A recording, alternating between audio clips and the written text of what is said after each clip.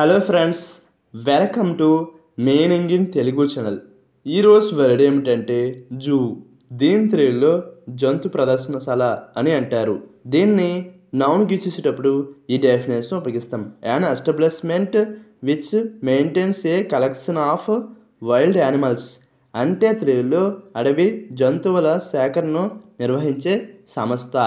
దీనికి సంబంధించిన కొన్ని ఫోటోలు చూద్దాము.